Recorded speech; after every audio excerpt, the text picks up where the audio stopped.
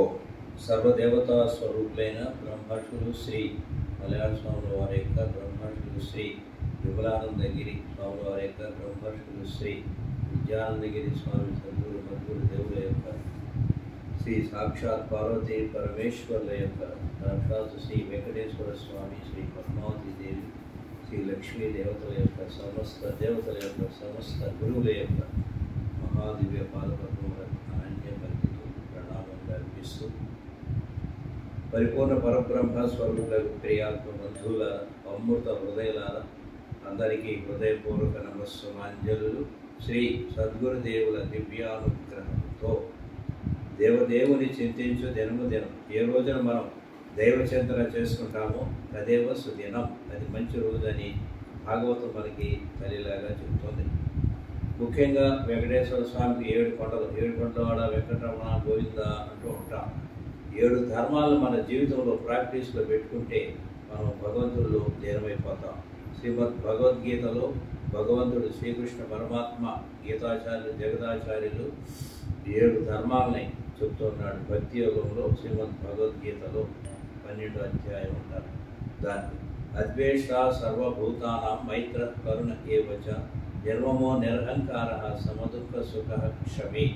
మొదటిది అద్వేష సర్వభూతానాం, ఏ ప్రాణిని కూడా మనం ద్వేషించదు. Don't hate any being. ప్రతి ప్రాణి కూడా భగవంతుడే.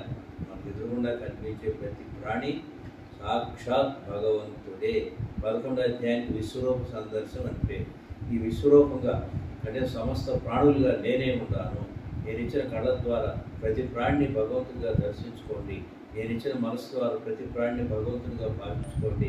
నేను ఇచ్చిన దివ్య హస్తాల చేత ప్రతి ప్రాణికి సేవ చేసుకోండి. తల్లిదండ్రులకి, అత్తమామలకి, గురువులకి చక్కగా భగవంతుడికి సేవలు చేసుకొని మాట్లాడే దేవుడిగా, మాట్లాడే దేవతలుగా మారిపోతే మీ ఇల్లే స్వర్గం, మీరే దేవతలు. ఇలా ఉండాలి అని మొదటి ధర్మాన్ని భగవంతుడు మనకి తెలియజేస్తున్నాడు.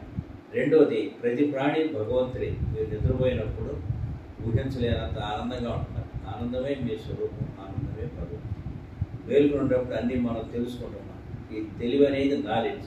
ఇటు జ్ఞాన స్వరూపంగా, అటు ఆనంద స్వరూపంగా మనందరం కూడా పరమాత్మ స్వరూపం అయ్యాం. నేనెట్లా పరమాత్మ, ప్రతి ప్రాణి పరమాత్మని తెలుసుకొని నెవరుగా ఇతరులకు మనం బాధ కలిగించకూడదు. గివ్ ఆల్, వేద సాధనలు ఇస్తూ ఉండాలి. సర్వ్ ఆల్, పెద్దలకు సేవ చేస్తూ ఉండాలి. ఈ మానేష్ట ధర్మంగా ఉండాలి. ఇది ఈజ్ రియల్ లైఫ్, ఇది నిజమైనటువంటి జీవితం. ఇదంతా రెండో పాయింట్. ఇలా ఎవరైతే ఉంటారో ఇటువంటి నా భక్తుడు నాకు ఎంతో ప్రియమైన వాడు అని భగవంతుడు రెండో పాయింట్ చెప్తున్నాడు.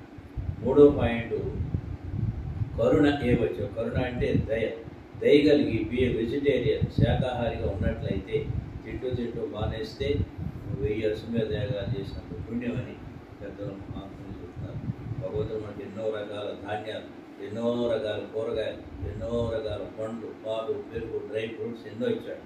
మనకి ఇచ్చినన్ని సంపదలు, ఆహార సంపదలు ఎవరికి ఎవరు. కాబట్టి మనం అనవసరంగా వాటిని చంపి తినవలసిన అవసరం లేదన్నమాట. మాంసం అనే పదానికి అర్థం ఏంటంటే ఈ లోకంలో ఏ ప్రాణి యొక్క మాంసాన్ని మనం తింటాము, పరలోకంలో అది మనం తింటాం. కాబట్టి తినవద్దు, తినిపించుకోవద్దు అని భగవంతుడు చెప్తున్నాడు. వెజిటేరియన్, శాకాహారి ఉన్నట్టు. శాకాహారి ఉంటే మన మనసు కూడా పవిత్రంగా ఉండి జపధ్యానాలతో సర్వమిద మంచ బ్రహ్మేవ భవతి, ఇది అంత పరమాత్మమయం అనేటువంటి హై లెవెల్కి వెళ్ళిపోతుంది మన మనసు. 4, మనకి ఎన్ని గొప్పతనాలు ఉన్నప్పటికీ కూడా తల్లిదండ్రుల దగ్గర, గురువుల దగ్గర, భగవంతుడి దగ్గర వినయంగా, విధేయతగా ఉన్నట్లయితే వారి యొక్క ఆశీస్సులు మనకు వస్తాయి. అవే వరాలుగా మనకు పనిచేస్తాయి. మన జీవితం హైలైట్ అయిపోతుంది అన్న.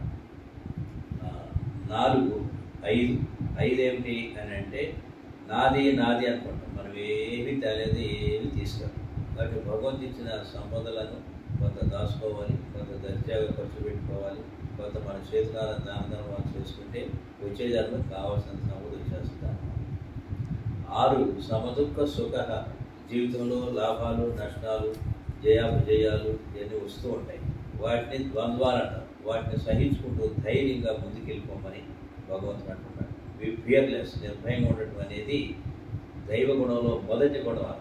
కాబట్టి ధైర్యంగా ముందుకెళ్ళిపోవాలి. మన సద్గురు మహర్షి మలయాళ స్వామి వారు 7 కొండల పైన తపస్సు చేస్తుంటే ఒక రోజున ఎదురుగుండా పులిస్తే ఏమాత్రం భయపడకుండా వెంకటేశ్వర స్వామి రూపులు ఈ రోజున దర్శనమిచ్చారో సంతోషమని ధైర్యంగా నిలబడితే అది ఒక్కసారి దీవించి వెనక్కి వెళ్ళిపోయింది అన్నమాట. అది ధైర్యమే ధనలక్ష్మి అని అంటారు. 7 క్షమ, ఓర్పు కలిగి ఉండాలి. ఇంట్లో భార్య, భర్త, తల్లి, తండ్రులు, అత్త, మామ, కొడుకు, కోడలు ఎందరో ఉంటారు. కొన్ని అందరూ లేకపోయినా కనీసం భార్య, భర్త అన్న ఉంటారు. కాబట్టి ఒకరినొకరు గౌరవించుకుంటూ ఉంటే చక్కగా మీ ఇల్లే స్వర్గం, మీరే దేవత. కాబట్టి మీ ఇంటిని స్వర్గం చేసుకుంటూ మీరు దేవతలై హాయిగా ఆనందంగా ఈ నూతన సంవత్సరం వీళ్ళు స్వర్గమై వీళ్ళు దేవతలై మీ అందరినీ కంటిని రెప్పలాగా మీ అందరినీ చిన్నప్పుడు వాటి తల్లి కాపాడుగాక. ఆ వెంకటేశ్వర స్వామి యొక్క దయ మీ పైన, మలయాళ స్వామి యొక్క దయ మీ పైన కుంభోషిలాగా కురియం కాక. ఓం తత్సత్. ఓం